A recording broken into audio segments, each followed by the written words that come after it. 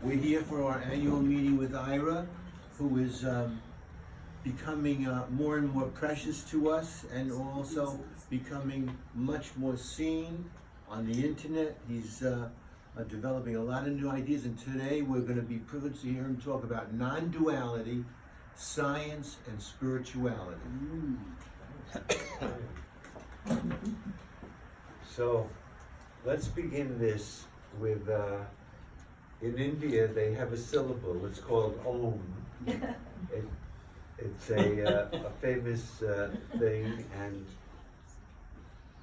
we'll just chant it one time, and then after we do that, we'll just, for 5 seconds, the silence after the Om, we'll just sit in that silence. There's nothing mysterious about this. There's no woo-woo here. It's just you do an Om in silence because we're coming from the outside. Everybody's got their lives. We're filled with a million things, our projects, our hopes, our lives, or whatever we... So during this talk, if we can take a break from that and just kind of focus in on the subject, it would be somewhat helpful. So let's just do this, and I'll leave it.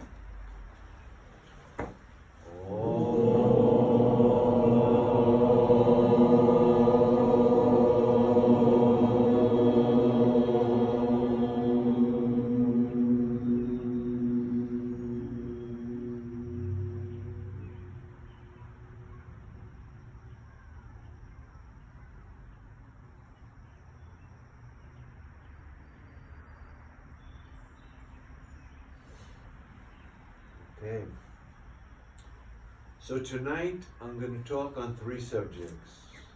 One is non-dual Vedanta. I'll try to explain what that is and what are the basic ideas about that, and try to present that in a way that even for newcomers who know nothing about the subject, to some extent they can appreciate exactly what it is, and to some extent what it isn't. So I'll speak a little bit about this non-dual Vedanta. Everybody has probably heard of the word non-duality. You may not have heard the word Vedanta, so I'll try to explain how that fits in with non-duality. Having done that, and of course that could be a lecture in itself, or a whole series of lectures, or a month-long retreat, or a lifelong study. I myself have been studying the subject for about 50 years now, and consider myself intermediate student of the subject. It's a big subject, and it takes quite a commitment to kind of, but the fundamentals we can all understand and kind of get an appreciation of. Having done that, I want to talk, because this is a very ancient teaching. It was a teaching that originated long before what we call modern science. The people who taught this did not know about what we now know in modern times. So the question becomes, how does science fit in with this ancient teaching of non-dual Vedanta? Where does it, how does it fit in? I want to discuss that to some extent, to see what we can make out of that. And then the last part is just to talk about, for those who might be interested, what is spirituality in the light of science, in the light of non-dual Vedanta? What can we say about spirituality? How does that fit in? So those 3 subjects I'll try to cover in the course of this talk, and I'll try to leave a little time at the end for some questions. Hopefully, if you're following, it may raise some questions. I would suggest that anything that I say here, you remain extremely skeptical about. Nothing is to be accepted on because I'm saying it, or some ancient prophet or somebody said it. We should be extremely skeptical about any type of teaching like this. And the second thing is that this teaching of non-dual Vedanta is not religion. This is not dogmatic theology, where you have to have some kind of faith in something, or some type of hope and belief that when you die something. Vedanta, non-dual Vedanta, has nothing to do with dogmatic theology. It's not a religion. It's not sectarian. It's a universal teaching that applies to everybody equally. That means everybody here, regardless of your sex, of your age, of your ethnicity, of anything, because we're all human beings. Yes, and we all have similar bodies and brains, and our experiences fundamentally are not that different. So that the teachings of Vedanta is a universal teaching. It applies to everybody equally at all times. It's not a teaching that you have to believe and have faith in, but it's pointing out a fact of universal experience that anybody, everybody, if they're willing to examine without any prejudice their own experience, that this is what is necessary, they can validate for themselves whether this teaching is true in the light of their own experience. So let me try to share with you the most fundamental idea of non-dual Vedanta. Everybody thinks, if I were to ask anybody here, who are you, who are you, who are you, everybody's going to tell me some story. I am so-and-so. I was born so-and-so. This is my life, this is my house, this is what I do for a living, this is my identity, this is who I am. Everyone feels like that, and that everyone feels that I am this body, I was born on a certain date, I'm getting older, and I do anticipate that this body will disintegrate and I will die. This is what we all believe about ourselves. It's the I concept. To make it short, I am this body, mind, senses, I am this ego, this identity, this story I have about myself, and this is mine. This is my children, my house, my bank account, my car. This is mine, and I am this. And we live our life with this idea. So, the most important concept in Vedanta is that in each one of us, if you examine your experience, you'll be able to see that this I notion, this I idea that I have about myself is an object. It appears to me.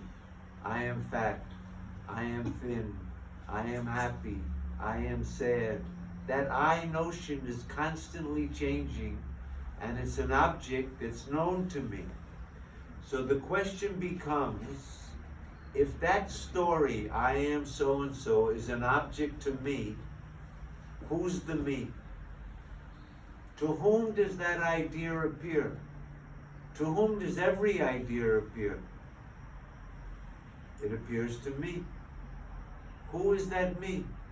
That me is the subject in which all the phenomena, every phenomenon, my body appears to me, my sense organs appear to me, my thoughts appear to me, my ego, this Ira, this person who I take myself to be, as though that were the subject, I But really, that I notion is also an object. It's not always there. This Ira, this I, he appears and he's always changing and he comes in the waking state. But what happens is, when I go to sleep, for example, and I have a dream, then this waking Ira for a little while disappears, and a new Ira appears in the dream, to which I'm the subject. And that Ira could be very different from the waking Ira. This Ira is very thin, and he's very extrovert. The waking Ira was very introvert, in fact. So the Iras are changing, not only in the waking state, but in the dream state. And in fact, we all have experiences where that ego for a little bit disappears. If you look at a beautiful sunset, for a moment, that I dissolves and you feel almost one with the environment. If you have a very wonderful orgasm, that feeling of I for a moment, you feel that you and your partner, there's no separation. If you meditate and suppress all your thoughts, the I goes. So we all know states. In deep sleep, there's no I thought. How do you know? Because I'm the subject that knows when the I is there, and I know when it's not. The thoughts don't know themselves. We all think that the thoughts are conscious, but if you examine it in your own experience, you'll find out that every thought is appearing in consciousness. They're objects. One thought appears, stays for a moment, goes, another thought appears. Who are they appearing to? Our experience is that I'm the subject, and whatever I know is the object. The outside world is the object. It's something known to me. But I take this as the subject. This is me, the subject. The body is conscious. My senses are conscious. And certainly my ego is conscious. I see, I hear, I know. I'm a conscious ego. But if you examine what is the actual experience, you'll come to see that every thought, including the I thought, is an object to you. Changing. How do you know it's changing? How do you know it's coming and going? Because you're the unchanging subject in which all of these appear. Now that should not be too difficult to verify. We can kind of see that. But I want you to see even a more interesting fact. If you examine your experience, you'll see that you're not only the witness of all of the thoughts and all of the perceptions and all of the emotions. In fact, you're the witness of every mental phenomenon. They're all objects to you. But there's something more to be said. In fact, you're the witness of your whole waking state. What does that mean? That as soon as I wake up, there's this world outside that appears to me, with all of the other people that are appearing to me, and my body, of course, appears to me, and my ego appears. The whole state is an object to me, the subject. Not only that, if you really examine it, you'll see that it's not only that I'm appearing in the waking state, and my children, and my wife, and my car, and my friends, and Donald Trump, and the Ayatollah, they all appear in my waking state.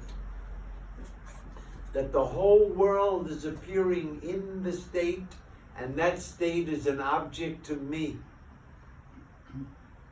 One other point. in that waking state, not only all the people and all the laws of nature and time and space are also, waking time appears as soon as the waking state comes. And then there's the waking space in which all the things seem to be existing. All of that, time, space, causality, and everything in the universe is appearing in that waking state. And you're the subject to whom the whole thing is appearing. It's very difficult to take that perspective. It's much easier to do it if you think about your experience of dream. If for a moment you can think about, what was my dream experience? At that time of dream, it seemed like waking. I didn't know it was a dream until I woke up. That's what I mean by a dream, by the way. A state that when you're in it, you take it as real. You take it as the waking. So when that dream was appearing and I was walking down the street and my friend said, hey, there's a tiger there. And I said, hey, we better run. And we're running and there's a tiger. That dream time, the dream space, all the phenomena that's happening, they're in the dream. And I'm the witness of the whole dream. Yes? That's everyone's experience. The dream appeared to me. There I was. My friend was there. I objectify the whole dream. I'm the subject, the witness of the whole dream. I'm the light of the dream. And everything that's appearing there is just a dream. It appeared for a while, and then it disappeared. When did it disappear? As soon as my waking state appeared. But to whom does the waking, my waking state, who does that appear to? My dream state is private. Nobody sees my dream. Yeah? I'm the only witness of the dream. But we all think this waking state is common because you see the lights and I see the lights. It's not a private experience. There's so many other people experiencing my waking. But if you examine it, you'll see the one who is experiencing the dream, to that one, the waking is appearing. When the waking appears, everything that's in that waking is an object to me. Not just the thoughts, but everything that appears is appearing in my consciousness. So what that means is, from that point of view, I am timeless, spaceless awareness. I'm not in the dream. If I'm cut in the dream, I'm not cut. If I'm sick in the dream, I'm not sick.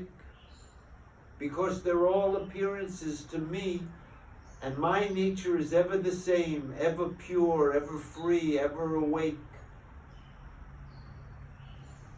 And when the waking appears, I'm that same ever pure, ever free, ever awake consciousness in which the waking state appears. And whatever happens in that state in no way affects me in the least. I'm talking about me, but I'm hoping everybody is making it me, their own waking state, and that they're the only witness of their waking state. From that perspective, they're able to say, I am timeless awareness. I was never born.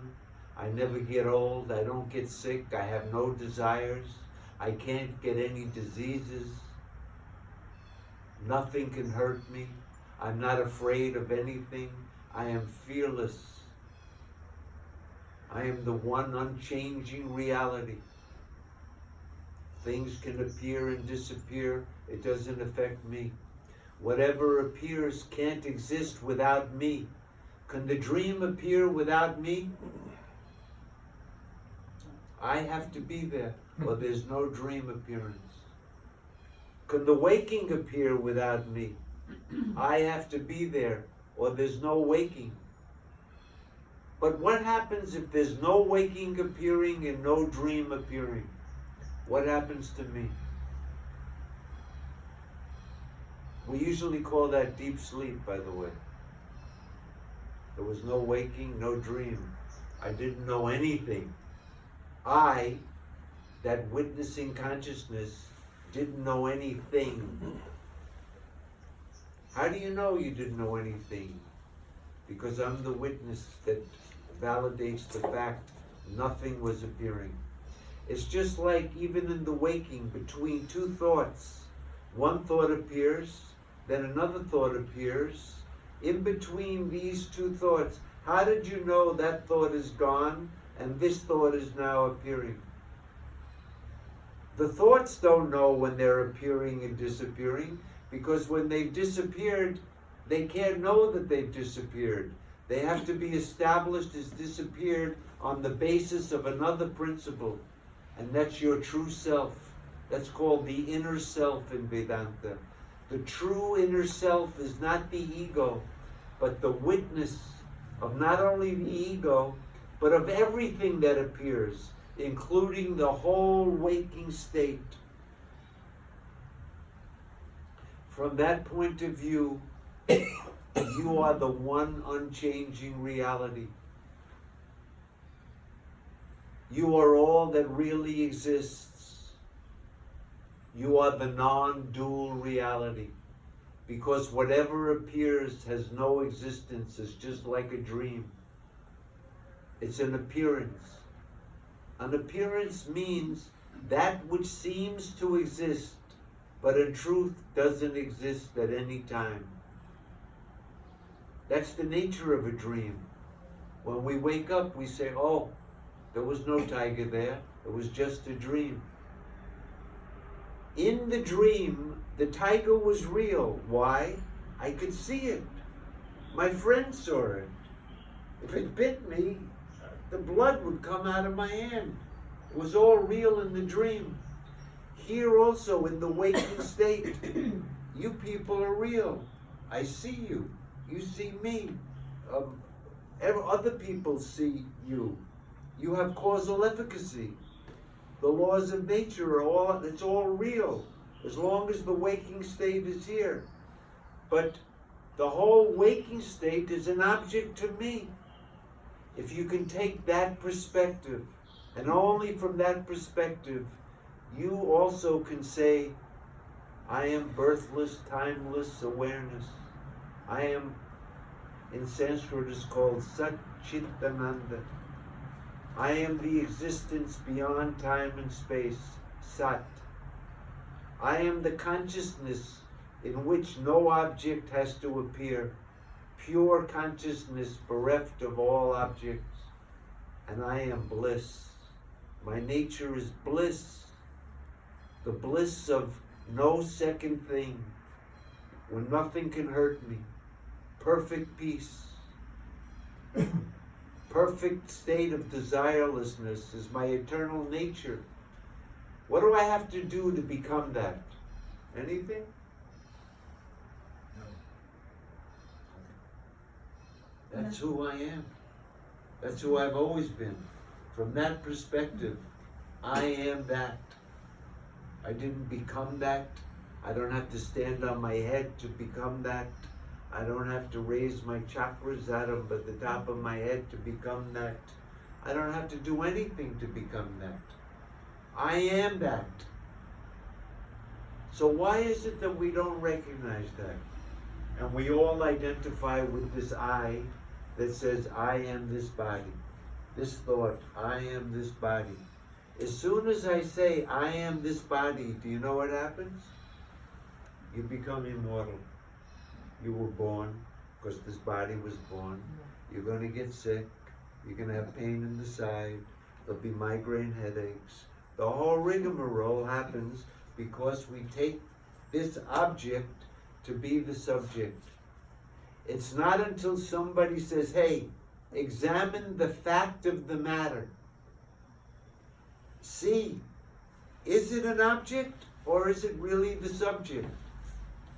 This discrimination between what is the witness and what is being witnessed, who is the knower and what is being known. When we can discriminate these two things, then we can say, I am that. This is the teaching of non-dual Vedanta. If anybody, while I was talking, tried to examine whether what I was saying was in accordance with their experience, and said a nod, oh, from that perspective I can see, yes, I'm the light in which the dream was appearing, and I'm the same light in which this whole waking is appearing. I'm always here. It's always now for me. I'm not in time or space, and whether anything appears or disappears, my nature is ever the same. This is not theology, and it's not mysticism. It's not like I'm talking about some yogi who went to the Himalayas and meditated for 30 years and had the experience of whatever this is everyone's common experience. During the question time, if it's not your experience, please raise your hand. I want to investigate how your experience can be different from mine. We'll see if it really is. So if you were able to take that point of view, everybody can give that nod, at least for a moment, and say, I am that. That is my true. It's always been there. It's never hidden. That light in which everything is appearing is never hidden. Then why don't we see it? It's because our minds are extrovert. As soon as the mind is extrovert, that witnessing consciousness, even though it's present with every thought, with every state, it's never not there. As soon as the mind is extrovert, we never take note of this. We're hardwired for the mind to be extrovert because we have to find a mate, we have to find food, we have to find shelter. We've evolved, our mind has evolved to be in the world. Is that a tiger? I better run. Is that food? I better get it. So the mind is naturally out. There's nothing wrong with it. In fact, it has to be extrovert. But because of the extrovert nature of the mind, we never take note of this fact that I am the eternal, ever-present witness, which can never be thought away. Nobody can ever negate this. Suppose you say, there's no witness. It's in the witness that that thought appeared. No witness. There's a witness. There's no witness. You can think away everything except that. It can never be doubted because it's the consciousness in which every doubt appears. The doubt is an object, but the subject can't be doubted. But because our minds are extrovert, naturally, we never take note of our true self. And instead of that, I take myself to be the object. The subject is getting mixed up with the object. I am fat. I am blind. I am going deaf. I can't taste. My hands are numb. I can't feel. The I notion, gets identified with the object and is jumping around. I am old, the body. I am blind, the senses. I am happy, the mind. I am depressed, the mind. I am anxious, the mind. All object. They're appearing in that witness, but I've taken the subject to be the object, and I've become, I am this, and this is mine. This is the ignorance about ourselves. We don't know ourselves, and we've taken ourselves to be something that we're not. The subject can never be the object. They're as different as light and darkness. Nevertheless, everyone feels, I am this. It's natural. And until somebody points out the mistake, we never take note of this. That the true subject is not the ego. In Sanskrit, that word is called ahamkara. They didn't have the word ego, because ego has a lot of Freudian connotations to it. But the I notion, who I feel that I am, is just another concept, another thought. Every Buddhist knows this, that this I is not the real I. If you look at it, it's not a real I. It can't be the I. This body can't be the I, because we feel that the I is something permanent, something real, something unchanging. But this body is changing every moment. It can't be the I. And the senses, they're changing every moment too. And as soon as I look at my mind, that's a mess. It's changing. I can't even control it. From the moment I wake up until I go to sleep, I'm involved in self-thought or thinking with other people. The mind is changing. There can't be any self there. And even the ego that says, I'm happy, I'm sad, I'm walking, I'm sitting, I'm talking. It's an object to me. But I identify with this identification with the ego, which is a mistake, because the subject can never be the object. Even when I say, I am this, I'm the subject, I'm not this. I can never be this, and this can never be I. In the Upanishads, has anyone ever heard of the Upanishads?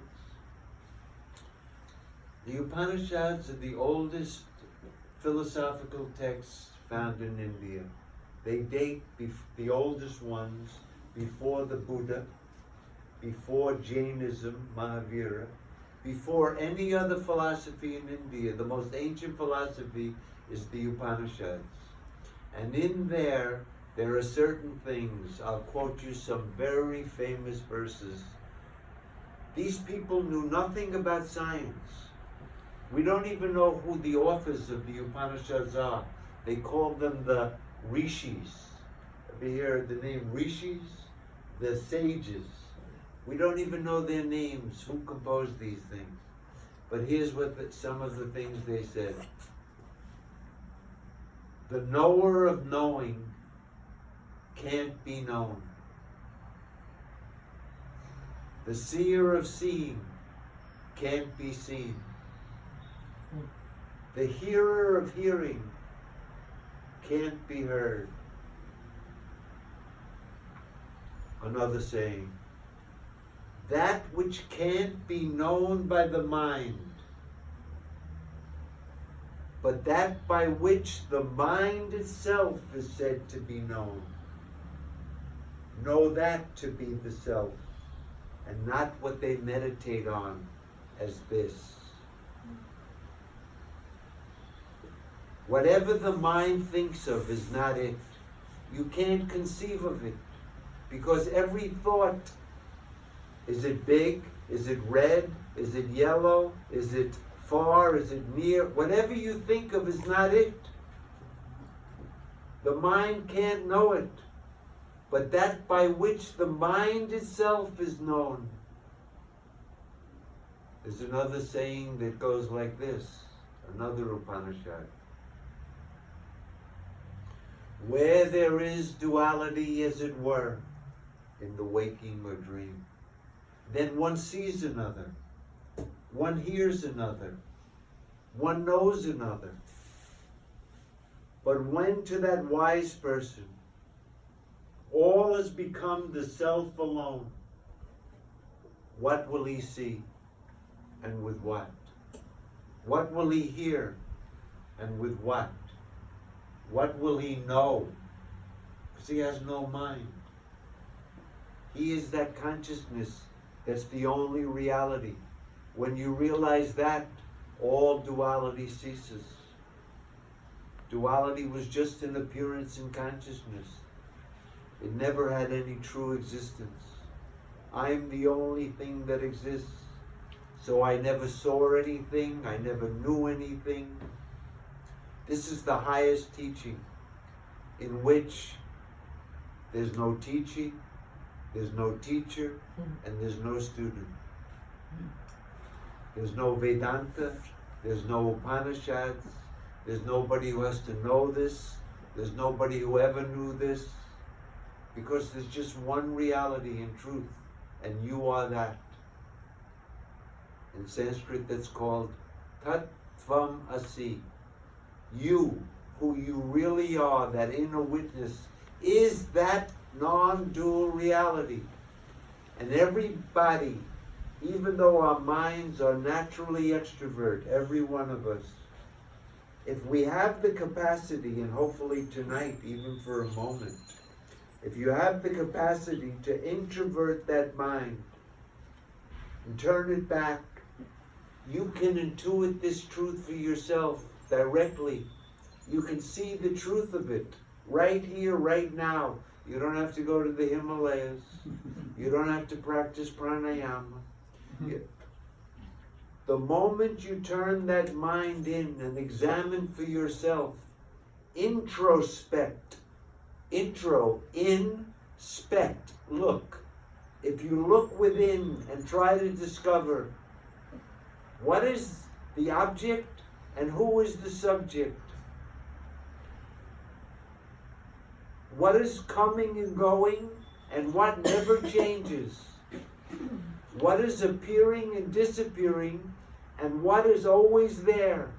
If you introvert your mind, you'll be able to see this. This capacity to take the naturally extrovert mind and introvert it is a capacity that every human being has. You don't have to be a yogi. But by the way, what I'm telling you right now is the real meaning of yoga. Yoking your mind to that is really the meaning of yoga. It has nothing to do with taking your foot and putting it behind your head, standing on pot. Yoga, the word yoga means yuj, to join, to turn the mind in and join yourself with that ever-present reality is yoga. That's the meaning of yoga. To become a yogi is to yoke yourself to that truth, to revel in that, to find your happiness in that, to find the fearlessness in that, that immortality that you're looking for, that seems impossible, is right there. We have to exercise the spiritual faculty of the mind. It's not a question of a big intellect. This is not whoever has the biggest IQ. It won't help you. Our senses can't perceive this. If we look for that witness, you can look for 1,000,000 years, you'll never find it. If you try to use logic and reasoning to come to find it, you'll never find it, because it's the witness of all logic, of every perception. There's a saying in the Upanishads that says, that which we're looking for is that which is looking. You can never objectify it, because it's the eternal subject. Yat vacha manavartanteya prapya manasa saha, that from which all words return, having failed to reach, along with the mind. The mind cannot conceive of this. The senses cannot perceive it. Words cannot describe it. But the moment the mind becomes introvert, there is nothing more close, nothing more evident, nothing more obvious than our own self. It was always there. With every thought, it's shining there. The thought can't appear unless that consciousness is lighting it up. The whole waking state can't appear unless that consciousness. Can the dream appear unless you're the light in which it's appearing? That dream has no existence apart from you. You're the warp and woof of the dream. There was nobody else there but you. What you call a dream is you. This waking state is nothing but you. The Upanishad says, Sarvam Nidam Atmaiva. All this, in truth, is the self alone. The true nature of duality is the non-dual self. You are that. You've always been that. We can recognize this fact if we're willing to examine our own experience. Everybody thinks that there's an independent universe out here. Science tells us that. It began 13.8 million years ago. There's a whole evolution from which, after the Big Bang, solar systems formed, in which suns and planets, and on a particular planet, certain things evolved, and primates, mammals, primates, sapiens, Homo sapiens.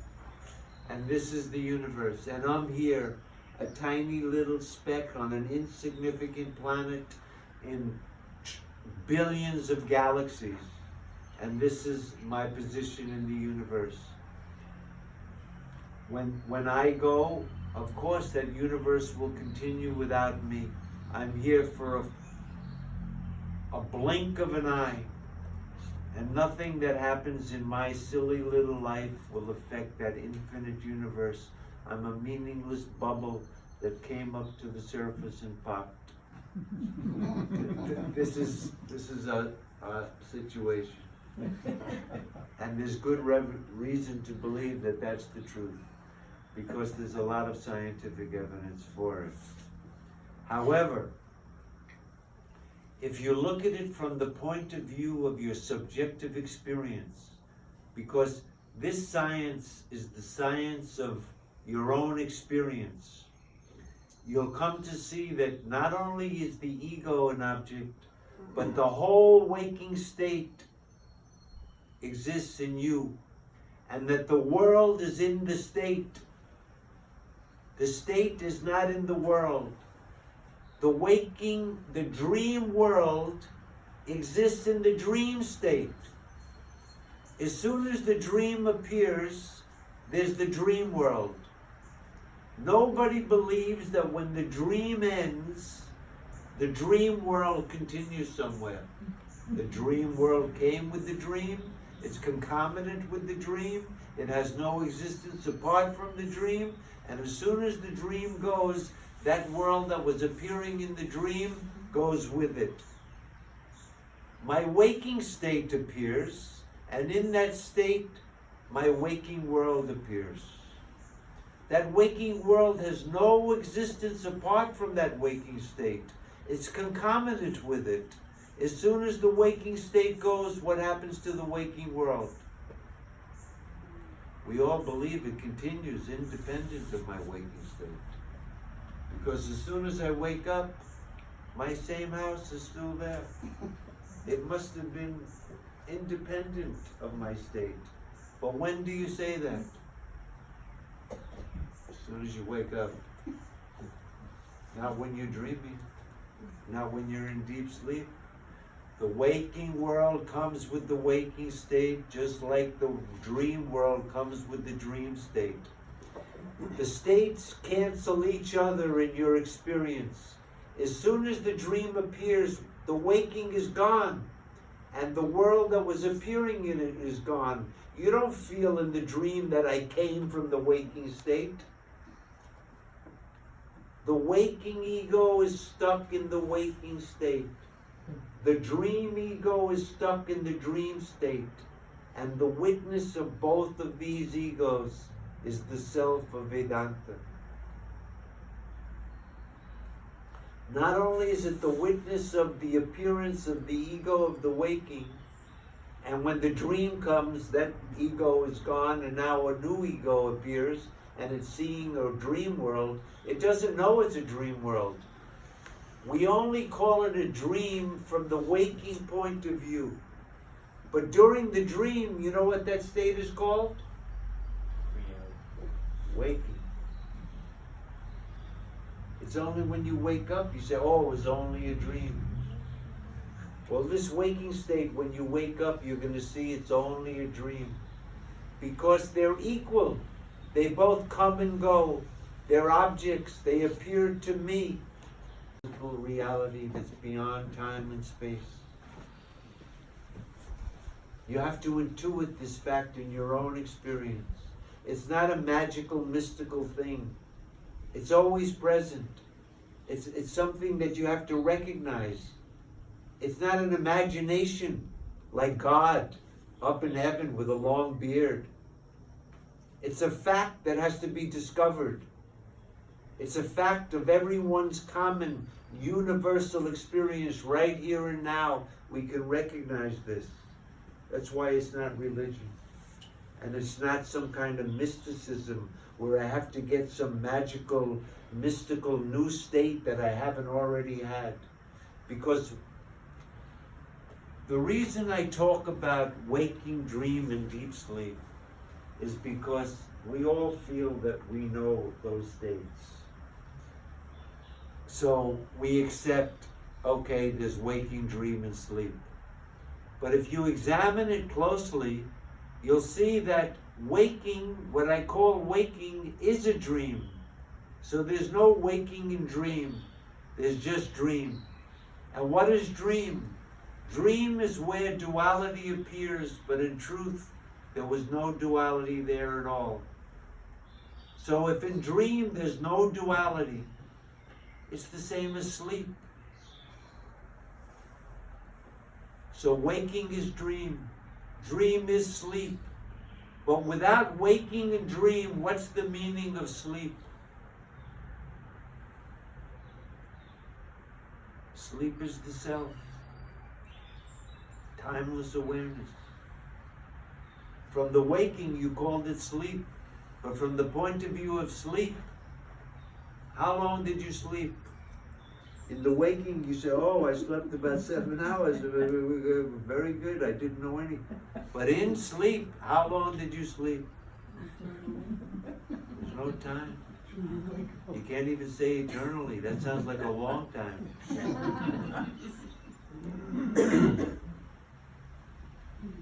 In Vedanta, they say, how you were in deep sleep. Think about that. Everyone has slept. Is anyone here that hasn't been in deep sleep? Okay. How you were in deep sleep. How were you in deep sleep? Well, I'll tell you how I was. You see how you were. In deep sleep, I wasn't aware of this universe. Get rid of that. I wasn't aware of this body. We can get rid of that. In deep sleep, I had no thoughts. We get rid of that. Even my ego, there was no duality. I wasn't aware of anything.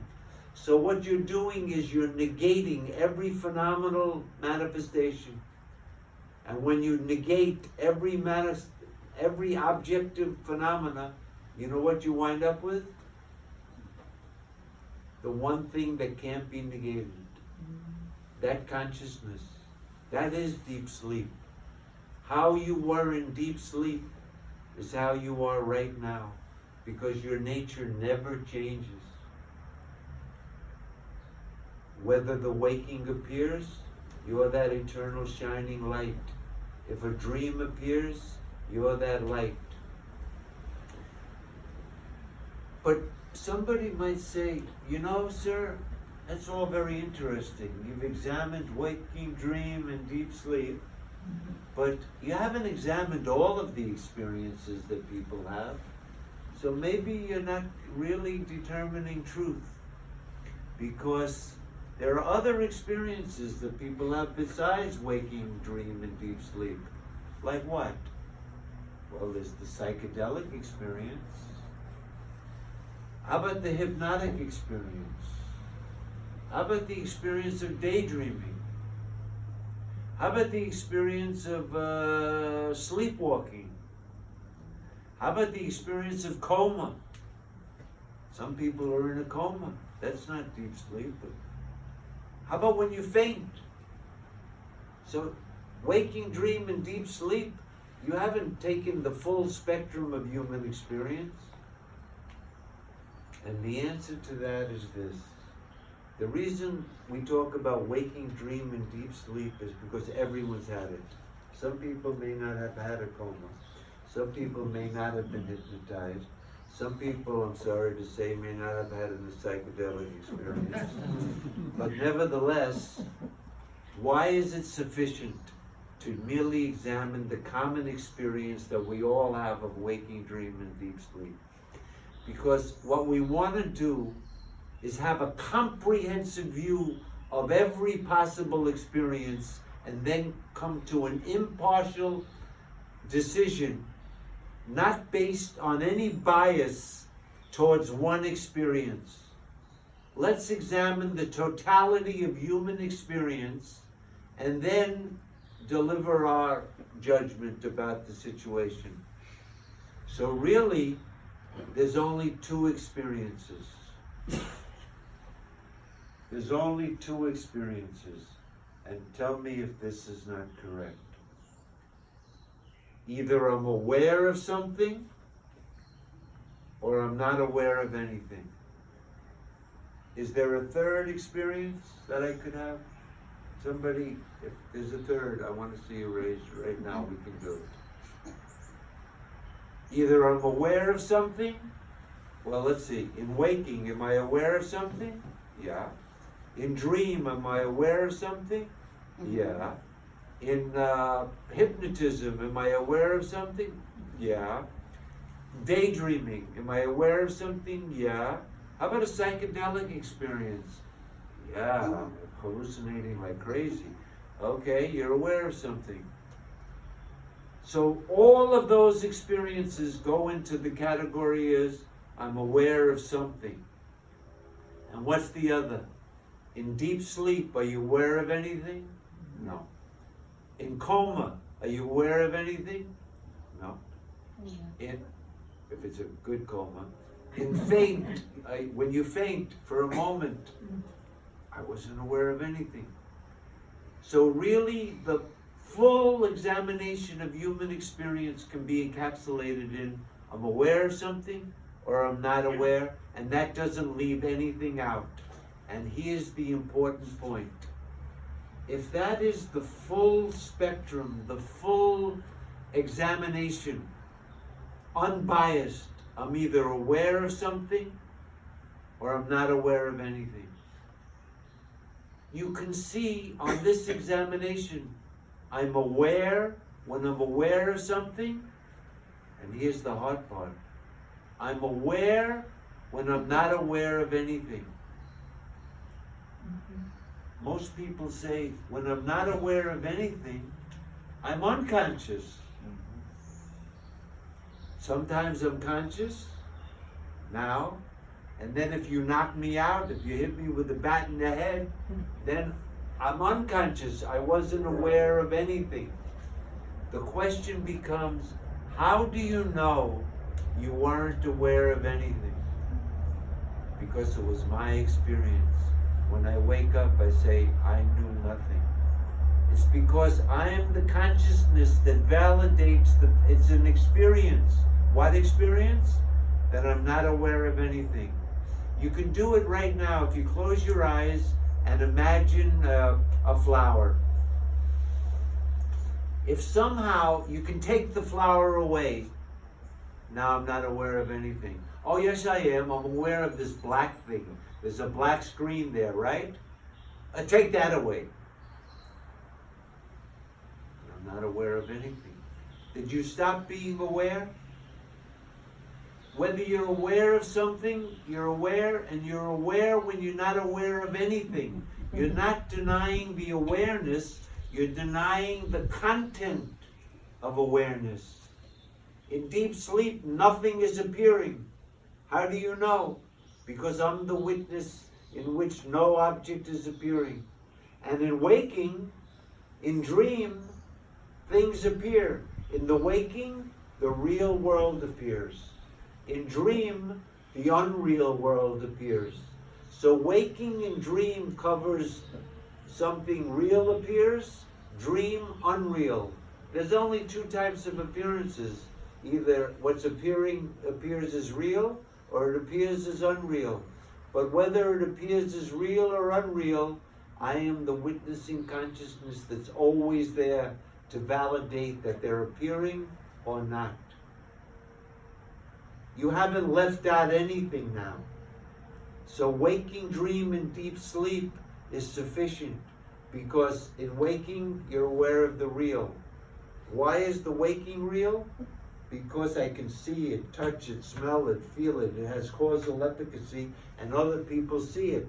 That's real. And ghosts and goblins and other worlds and heavens, that's all unreal. So in the waking, I have the real that I can see, touch, smell, and I have the unreal. In dream, it's just my mind that's imagining a world that appears to me. So that's the unreal. But whether it's unreal or real, it's both an object to me. I'm aware when I'm aware of something, and I'm aware when I'm not aware of anything.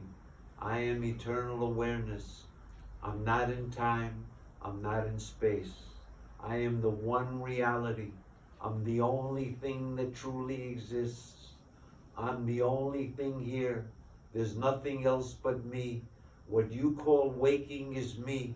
All the things that appear in the waking is me. I am Carl. I am Evelyn. I am the moon and the sun. I am the lover and the beloved. I am the taste of grapes. I am the wetness of water. They can't exist without me. I'm the truth of them. They appear because of my light. But I don't depend on them. Whether they appear or not, I'm ever pure, ever free, ever awake. I don't wake up when the waking appears, and I don't go to sleep when the waking disappears. Ever awake. In Sanskrit, that's called Buddha. The word Buddha means awake. I am the Buddha, eternally, forever. That's my nature. To recognize this fact, I am that, is to put an end to the wrong idea, I am this. As soon as I'm this, I'm immortal. And I want to be free, and I want to be happy, and I don't want to die. But I'm not free, and I'm not going to be happy, and I will die. As soon as I take the perspective of that witnessing consciousness, which is not some kind of hocus pocus woo-woo. It's not some type of belief because some prophet or some scripture or somebody said it. It's a matter of direct experience that you can validate for yourself.